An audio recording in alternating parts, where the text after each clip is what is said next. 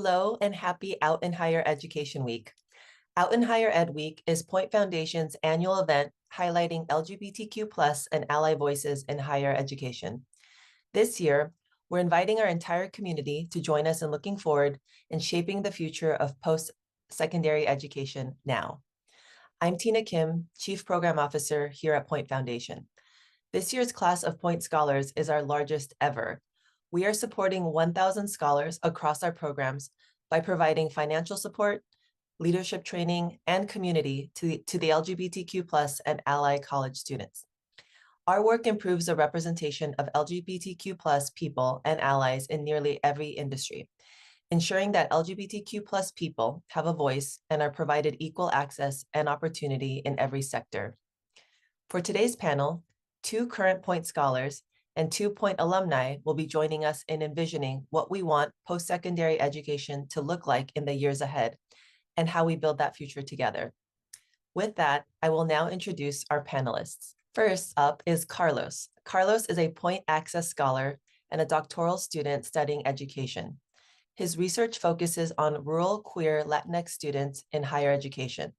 His work has been presented at the American Educational Research Association and the National Conference of Race and Ethnicity in Higher Education, among others.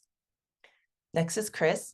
Kris is a Point Flagship Scholar and an early career public health social worker, consultant, and researcher.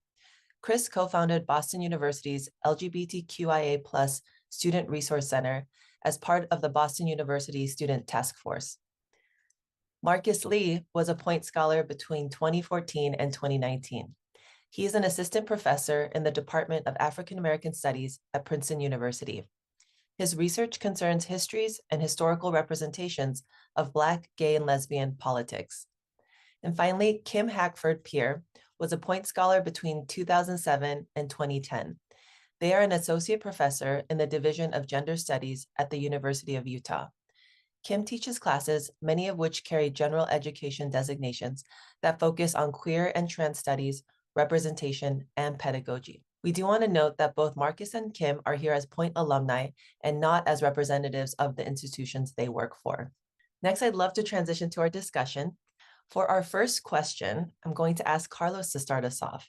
Carlos, what do we want post-secondary education to look like in the years ahead? Thank you. When I think about post-secondary education in the next 10 years, 20 years in the future, I think about the imagination that our kids or queer and trans kids have. And I think about those drawings that I had and I was doing when I was in kinder, all full of rainbow colors and just happiness. I think right now we are in a post-secondary education landscape that is very fearful. I think education should be treated as a public good. And we should also look at a post-secondary education that is bridging the knowledge that exists within the classroom with those that exist in the communities. That is a community-based university that involves experiential knowledge, experiential learning, and that believes the identities of all of our students. Thank you. How about you, Marcus? The thing that I would add from the vantage point of an educator is that I think education, post-secondary education in particular, can't be reduced to work. It can't be reduced to what we will produce or what students will produce after they graduate. I think that I look forward to a future of secondary education that is much more about teaching students what it means to engage and transform the world around them, and what it means to share the company of others. And it's really important for me to tell my students and to tell the sort of broader community of academia that education has to be about much more than that. You know, who are you when you graduate, and what does it really mean to live a consequential life? Those are the sorts of questions that I think that post-secondary education has to take up. And of course, that all exists in excess of work. Thanks, Marcus. Kim? This is a hard group to follow because all my notes have already been covered. Well done. Yeah, I think we do live in a landscape. You know, I work at a school that lost our resource centers. In the next 10 years, I would like higher education to still exist as a possibility for people. And as a space that is about education, which to me means about learning, which is stretching our brains, which is listening to other people, actually truly listening to gain a new perspective, and to learn how to articulate our own ideas, our own desires, our own fears, right? And then to collaboratively engage with others to work on those things. And I think we have lost that focus in many spaces. Um, and I also think that funding is huge. Higher education is no longer accessible. And so we need to figure out what to do with those issues as well. I think higher ed should be funded. I think trade schools should be funded. I think any way that any young person who is trying to figure out how to imagine a future for themselves should be available to them. And that means funding, it means existing, it means having other people who present a possibility of what their own future looks like in terms of shared identity, shared perspectives. Young people ought to have access to all of that in 10 years. Thank you, Kim. I think your collective responses really offer a compelling and inspiring vision for our future that hopefully we're on track to realizing soon. Given your respective areas of expertise and experience, I'd love to learn what are some practices that improve LGBTQ plus student belonging and outcomes. Kris, I'd love if we could start with you. Yeah, this is something I'm actually really passionate about, and I've spent most of my, student life advocating for. I think improving LGBTQ student belonging and outcomes requires embedding structural support into academia and also recognizing that there's no one size fits all approach that works for every student. I think too often, similar to what Kim had mentioned earlier, is that universities rely on unpaid or volunteer student labor and really put the onus on them to build their own sense of belonging. And many of us have really seen this framed as, allowing students to create their own, affinity spaces or things of that nature without actually providing any institutional resources to sustain that work. And so what happens predictably is that students burn out or they graduate and there's no continuity in the work. And so, while student and peer-led sports are super important and vital, really, the onus should not be on us. And so, what's really needed, I think, to enhance these outcomes and sense of belonging is institutionalized and resource support. So this could look like professionally staffed centers, ongoing funding, and dedicated leadership positions that address the needs of LGBTQ students. And, research does back this up. It shows that, campuses with dedicated LGBTQ resources do show measurable improvements in both the health and academic outcomes for LGBTQ students because they reduce things like isolation and they increase sense of belonging. And ultimately what they do is they allow students to move beyond the survival framework or the survival mode and allow them to actually focus on thriving and growing. Which is what higher ed is all about. Thank you, Kris. I saw a nodding from our two professors. Marcus, do you want to answer next? Yeah, I totally agree with everything Kris just said, especially the first part. I remember being in undergrad and sort of feeling like I was the, I don't know, LGBT staff coordinator person at my college because we didn't have one. And so oftentimes, prospective students were reaching out to me and my peers asking about inclusivity on campus and what they ought to expect in terms of that. And at the time, we were really happy to answer those questions. But now, being on the other side of things, I really understand and appreciate everything Kris just said, that there should have been a person on campus, a dedicated staff member, dedicated resources that were available for such prospective students. And also there's this question of institutional memory. I was so nervous about what it would mean for me to graduate because, would there still be a critical mass of folks on campus who were willing to do that sort of work? Luckily, there is a strong student affinity group. So shout out to Morehouse Adobe. But that was really nerve-wracking, and it shouldn't have been because actually the institution itself should have done something. Thanks, Marcus. Kim. I deeply believe that we will find our way back to what we're hoping, and I think in the meantime, practices that we need to engage in higher education, upholding our history, learning from how people got to where we were before we started slipping, so that we can use that information to help guide us as we move forward. I think that we know the research. Kris, you brought this up already. Being included in the curriculum makes a huge difference. Being able to see yourself mirrored in what you're learning about, to know that you exist and are possible, is huge. I think faculty and staff presence, queer and trans, people who are in front of the classroom, who are in other spaces on campus, who are librarians, who work at the student health center, all of those spaces, queer and trans people need to be there. And we need to be connected to one another, because oftentimes we are there, but we're also kind of, I'm lucky, I teach in gender studies, so I don't have the I'm the only one feeling very often. But when I venture out of my department onto larger campus-wide committees or something, I am often marked as the representative. And I think the coalition building that faculty and staff need to do, so that we don't feel the burden of that, and the isolation, because it's easy to get lost in that isolation, will benefit our students.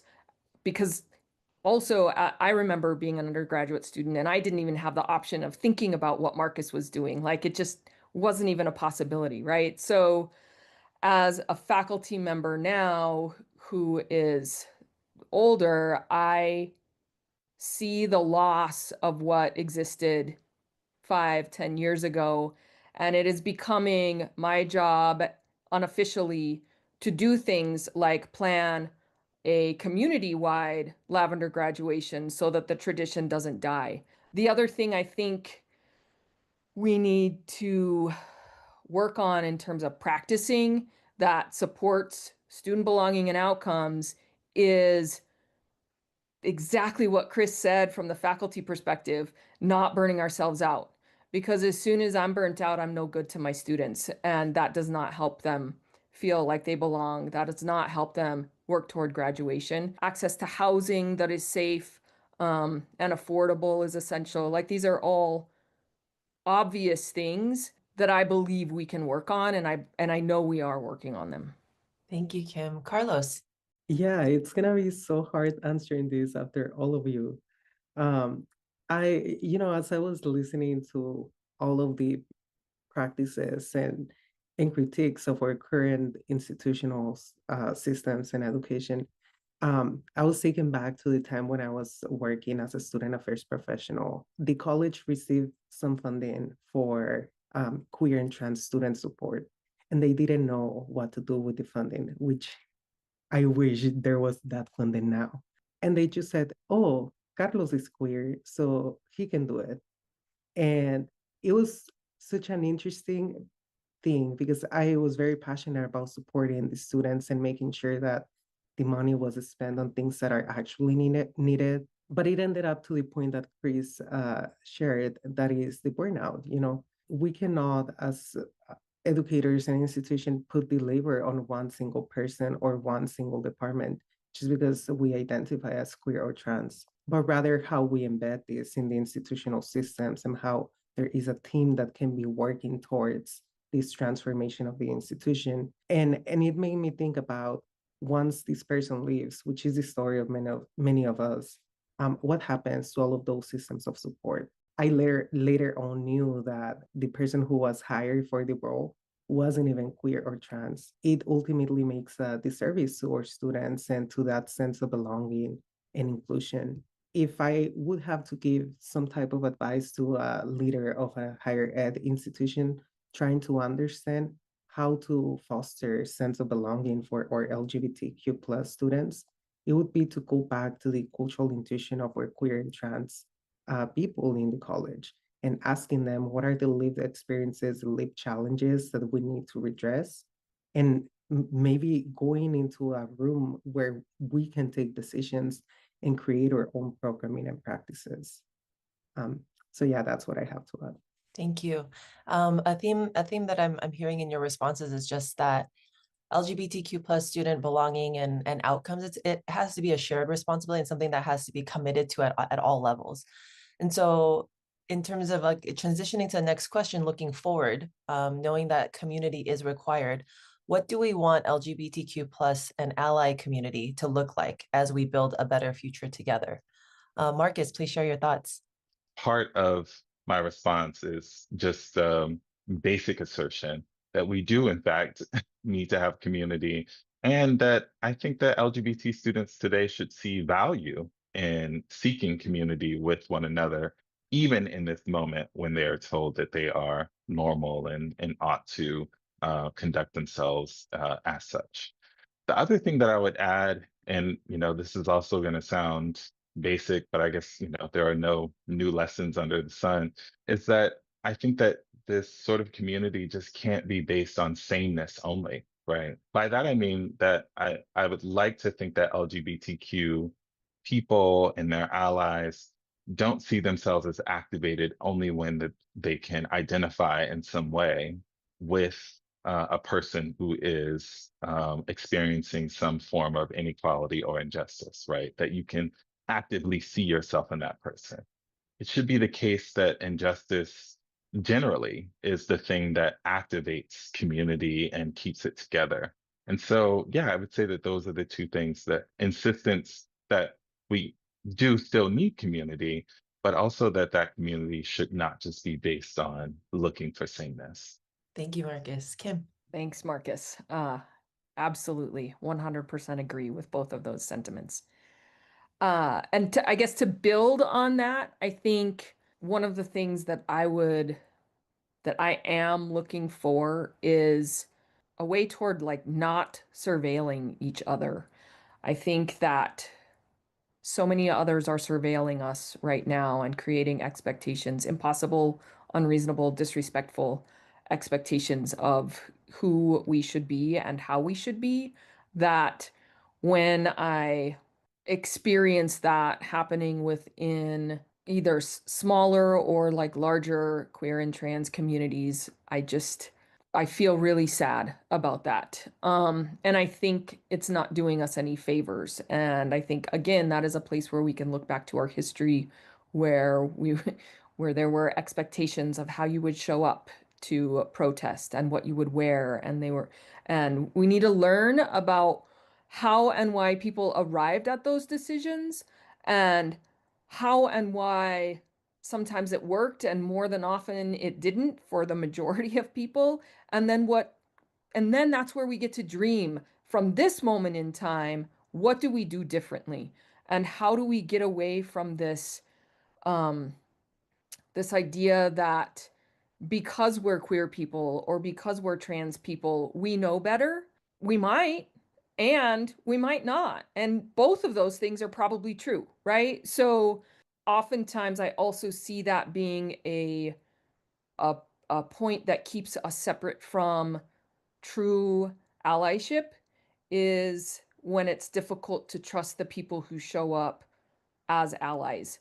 And I think it makes sense that it's hard to trust. I think we live in a time when it's hard to trust the motivations of others. I would like to see us work on figuring out how to trust ourselves and others as well. And that opens up possibilities of not having, back to that earlier question, of not feeling like we have to be everywhere doing everything. Other people can do things too. Other people should do things too. And we will be bigger and bolder and stronger if we show up for each other, or if we just let other people do stuff and then we do stuff for other people. Thank you, Kim. Carlos. Thank you, Kim. That was really inspiring. I think when I think about allyship within our community, I think about the allyship within each of the different letters and inner communities within the larger queer and trans community, and how, yes, we are together, but a lot of times we are separated. And it's an intentional separation that seeks to put some of us in the top of the hierarchy and others at the bottom of the hierarchy. And this makes me think that we need to be allies within each other first, and building this solidarity within one another, and not just in the United States, but abroad. There are so many fellow siblings that are experiencing really bad challenges, and recognizing that and coming up with strategies on how to be of help with the different political realities. I think that can be a great future to think about. And I think about allyship as a mutual protection, as carrying each other with radical love, and also to come out from our little counter spaces that we all form to come up in a big counter space, especially given the political situation now. And just echoing what Kim said, like being receptive to this allyship that is outside of the queer and trans community. Great, thank you. Kris? I think before we look to the future, like Marcus said, we have to first look to the past. And I think historically, community and solidarity building within the LGBTQ community and between LGBTQ folks and their allies has been really complicated. I think we all come from different backgrounds, we have different priorities. For me, when I look towards the future, what the best practice I try to live by is I try to recognize my own lived experience as expertise, but at the same time, making room for other people to understand their needs and perspectives. Thank you so much, Kris. You each added such depth and nuance to the concept of community and what it means to be an ally within this community and how to bring in allies. I'd love if we could continue exploring allyship, and along with another theme that came up in an earlier question around sustaining ourselves and sustaining the work we do. Kim, starting with you, I'd love to hear from you how we build sustainable allyship across campuses. We do the things that we feel like we don't have time to do. We have lunch with our colleagues. We share stories about, what's going on outside of work with them. We play pinball. We go for hikes with them. We do the things that build relationships outside of just work. And I cannot imagine having a job that I love more. And I cannot imagine not having my job. It truly sustains me, right? At the same time, part of that is because I am engaged in a continual building and nurturing of relationships, not just with the colleagues in my division, but with the people who work in the general education office and the people who work in the new version of what used to be our LGBT resource center that are finding themselves in impossible situations because of the state laws that regulate what they can and can't do. And so I do think just popping in, planning times to connect, and in those connections, talking about what we're doing and how we're moving forward professionally and on our campuses, but also about what is outside of that. That is the space of magic for me that allows us to keep doing all of this. And to add to that, I have also found that it can't just be the people on campus. Those collaborative endeavors need to involve community partners as well. Because oftentimes what we're seeing, at least in spaces like Utah, is when the possibility of an LGBT resource center, for example, is legislated out of existence, then it is our community partners who are able to move in and take on the labor of love that is maintaining the possibilities that existed in those spaces. But those community members don't always know what was happening on campuses, right? They often didn't go to the same campus.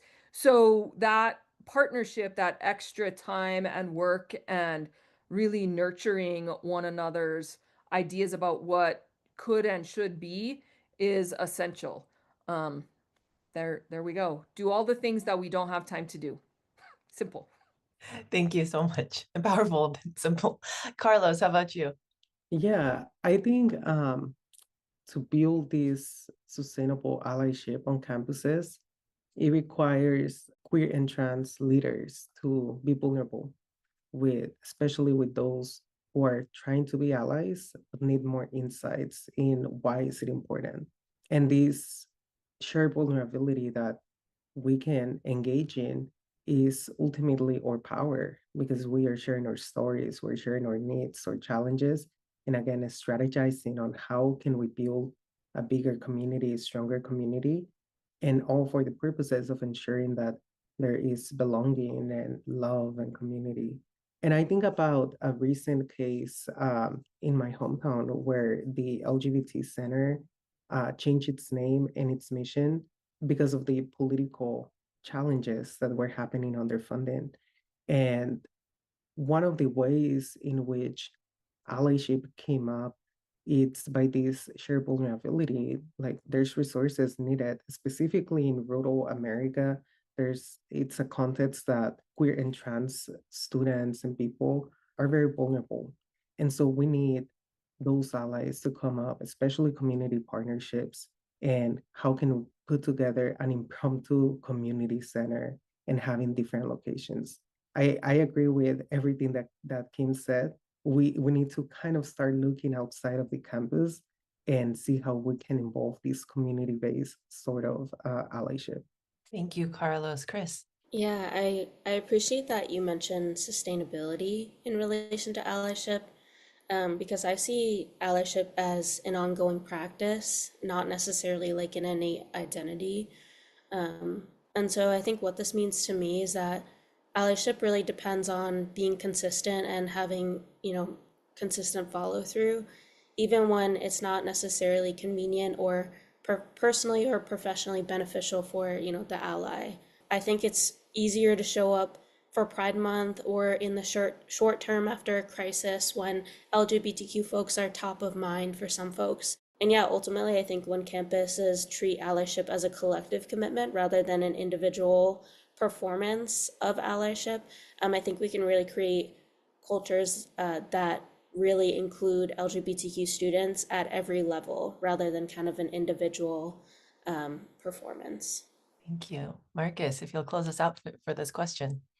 Sure. Yeah. At first, I just agree with everything everyone has already said. I feel like we've just been spending an hour agreeing with each other, which is great. This is what community is all about.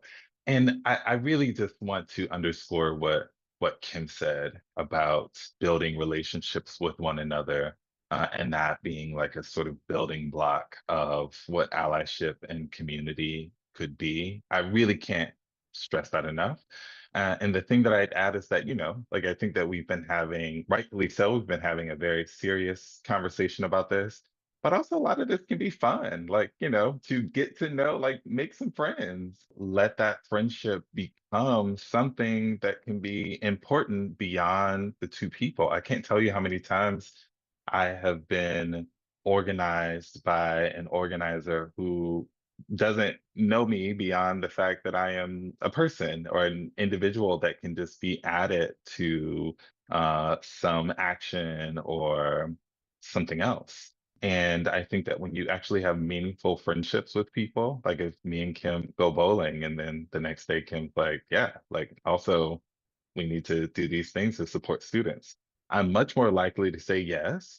And then it's also kind of fun because then we can support students and then talk about how I beat Kim at bowling. Like, it's all a piece of one thing. This is serious work, but it also can be work that's really energizing and gratifying. And I think friendship and building relationships is the building block of it. Thank you. Speaking of the power of relationships, I think we all recognize that building and investing in relationships and friendships can lead to empowerment.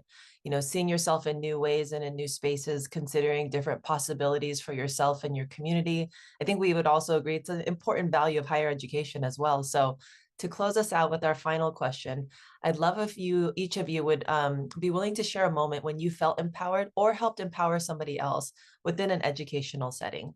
And Carlos, I'll start with you. Thank you. I'm thinking about a conference on higher education I went, I think a year or two ago, and I was going through my phone, through the app of the conference and looking for queer education sessions. And there was a couple of them, but there was one that really caught my attention, and it was about joteria in higher education. It can be translated to queerness in Spanish. I went to the session, it was at 9 a.m. It was so much joy, it was so much excitement. and everyone was laughing. The room was almost full. And then the presenters were engaging in such a beautiful way, talking about research, but it didn't feel like it. It felt like community, you know. And seeing professors talking about queer, Latinx, higher education research challenges and issues in such a vibrant way, it empowered me. And I think that's why I'm now doing a PhD program centering this type of research. And I always remember that time, and I call them my queer tours, my queer mentors and femtors, and it's beautiful. Thank you, Carlos. How about you, Kris? Yeah, I think I would say one moment that I felt empowered and helped empower others was when I co-founded the LGBTQ student task force at my alma mater, Boston University. So I helped create basically a team of 7 students, and we collected and analyzed campus climate data to identify gaps in institutional support, and then we proposed concrete solutions to university leadership. And so we basically sent our 116-page report to the president and provost, which was a report they never asked for or commissioned, I might add. And then we prepared for our meeting with them like it was a thesis defense. And so we walked in the room. We were just a bunch of nervous undergrads huddled together, having just basically assigned homework to 2 of the most powerful and respected individuals on campus. Yeah, it was just amazing how receptive the president and provost were. We were basically like, they basically were like, okay, so we're gonna create a center, a student center. Where on campus do you want it? And there was just probably a full 90 seconds of just dead silence because we were all just so shocked.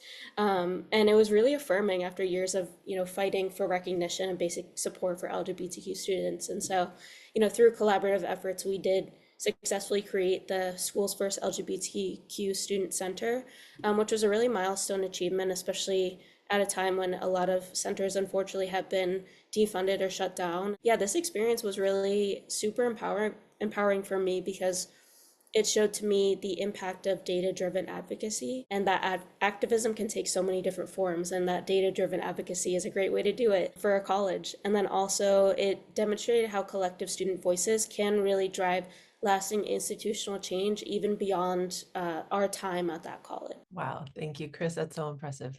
Marcus.